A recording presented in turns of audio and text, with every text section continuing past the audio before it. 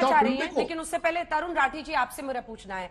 आप एक सेकंड, शहजाद भाई आ रही हूं उसके बाद। तरुण जी आपसे मुझे ये पूछना है कि एक तरफ आप वाइस प्रेसिडेंट हैं film development council Uttar Pradesh के, एक तरफ आप बॉलीवुड को, फिल्म इंडस्ट्री को वहां फिल्में बनाने के लिए बुलाना चाहते हैं, दूसरी तरफ ये जो बॉयकॉट ब्रिगेड है वो भी एक्टिव है। फिर फिल्म इंडस्ट्री वाले लोग बड़े इस वक्त पर अंदर ही अंदर कितना बोलने की हिम्मत दिखाते नहीं दिखाते हैं, लेकिन अंदर ही अंदर सरकारों से उनकी बड़ी नाराजगी है। उन्हें लगता है कि बीजेपी इसके पीछे है, सरकारें इसके पीछे है, तभी तो योगी जी वहां पर पहुंचे और उनके सामने ये दर्द छलका। कैसे कैसे आप बुलाएंगे लोगों को? देखो, यही तो प्रॉब्लम है। इनकी ये गलतफहमी है कि इसके पीछे बीजेपी है, योगी जी है, आरएसएस है। बायकॉट तो आम जनता कर रही है।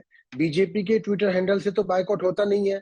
ना कोई बीजेपी का कार्यकर्ता बायकॉट करता है, ना बीजेपी के कार्यकर्ता को इस चीज में इंटरेस्ट है कि बॉलीवुड कौन सी फिल्म बनाएगा, कैसी फिल्म बनाएगा। और हमें ये भी बात समझनी चाहिए कि ये बॉलीवुड की अपनी फिल्मों की मार्केटिंग की स्ट्रेटेजी भी होती है कि जो आप अभी ऑरेंज बिकनी की थोड़ी देर से बातें चल रही थी ना, कि किस तरह से सेंसेशन पैदा कर दी जाए और उससे अपनी मार्केटिंग कर ली जाए, उससे अपनी ओपनिंग लगा ली जाए। तो इसमें कुछ भी लेना देना बीजेपी का नहीं है, ना ही इससे कोई लेना देना योगी जी का है, ज्यादा कन्विंसिंगली आप ही कह रहे हैं राठी साहब कि बीजेपी का कोई लेना देना नहीं है। इसके पीछे क्या राज? मैं सही बता रहा हूँ आपको, बीजेपी क्या लेना है? बीजेपी को अपनी पार्टी चलानी है, बीजेपी को वोट जोड़नी है, बूथ जीतने हैं, राज करना है। बीजेपी का क्या लेना देना कौन क्या पहन रहा है, क्या नहीं पहन रहा है? ये आम जनमानस की भावना है, उसका बॉयकॉट है। तो अच्छा, ये आपने नरोत्तम मिश्रा जी के बारे में सुना है क्या? जी, नरोत्तम मिश्रा जी के बारे में? हाँ जी, बताइए क्या बोला उन्होंने? कौन है वो? नरोत्तम मिश्रा जी मध्य प्रदेश के मिनिस्टर हैं। हाँ। उन्होंने अगर कुछ इस पे कमेंट किया है तो उनका व्यक्तिगत कमेंट होगा, बीजेपी के से इसका कोई लेना देना नहीं है। तो नेता बीजेपी के ना, मंत्री भी बीजेपी के हैं, क्या? तो आपकी ये दलील तो वहीं पर धराशायी हो जाती है। एक मंत्री है, वो भी गृह मंत्री हैं, और गृह मंत्री कहते हैं कि इस तरह का, उन्होंने सीधा गाने पर कहा है। तो फिर मुझे लगता है कि बीजेपी का कोई लेना देना नहीं है। ये भी एक स्वीपिंग मैं तो तब मानूं नरोत्तम मिश्रा जी की बात को। हाँ। नहीं, मैं तब मानूं जब वो इसको बैन कर दे मध्य प्रदेश में एज एन गृह मंत्री। ठीक है, ठीक है। शैलेन आप अपनी समझे मेरी बात को? मानवी जी आपके पास आ रही। हाँ शैलेन जी, ठीक है, आप मेरी बात से सहमत हैं?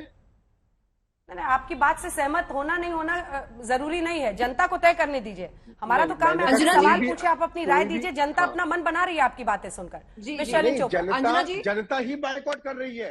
लोग हाँ बिल्कुल बिल्कुल बनाएंगे तो कोई बायकॉट नहीं करेगा। और जो भी फिल्म अच्छी होती ना अंजना जी, वो फिल्म चलती ही है, वो किसी के बॉयकॉट से रुकती भी नहीं है। इस बात से मैं इत्तेफाक रखती हूँ, इस बात से मैं बिल्कुल इत्तेफाक रखती हूँ। अगर पिक्चर अच्छी होती है और उसमें दम है तो फिर कोई उसे नहीं रोक सकता है। बिल्कुल नहीं, बिल्कुल बेवजह की भ्रांति है। पता अंजना जी, सुर्खियां बटोरने के लिए क्या ये जरूरी है कि हिंदुओं की आस्था को ठेस पहुंचाई जाए, उनकी भावनाओं को आहत किया जाए? मैं नहीं मानती कि ये जरूरी है। क्या पठान के मेकर्स को नहीं मालूम था कि बेशरम रंग जैसे गाने में भगवा रंग को दर्शाने से क्या नतीजा होगा? उनको मालूम था कि ये दृश्य विवादित होंगे, उनको मालूम था कि देश भर में उनके फिल्म की चर्चा होगी। इस बात को लेकर जानबूझकर किया उन्होंने ये सब। और सीबीएफसी ने स्पष्ट रूप से उनसे कहा कि अगर देश में कानून व्यवस्था अगर खराब होती है तो ऐसे में फिल्म के कुछ दृश्यों को हटा देने से कोई बहुत बड़ी बात नहीं हो जाती है। तो उनको देर से ये बात समझ में आई। क्या उनको पहले नहीं मालूम था कि भाईचारा जो है वो खराब हो सकती है? बेनिफिट ऑफ डाउट भी नहीं देंगे आप शैलेन उनको? ऐसी हरकत की है।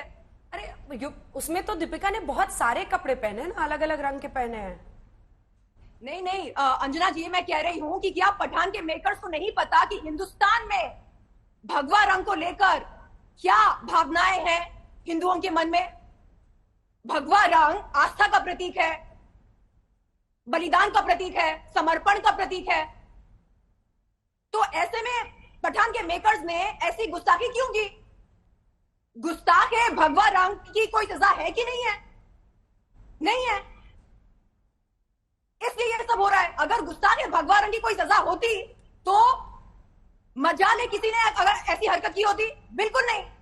लाख बार सोचते कि अरे ऐसा करेंगे तो अनर्थ हो जाएगा, लेकिन नहीं, जानबूझकर ऐसा किया गया, क्योंकि इस देश में, हिंदुस्तान में भगवा रंग को मान्यता कोई नहीं देता है।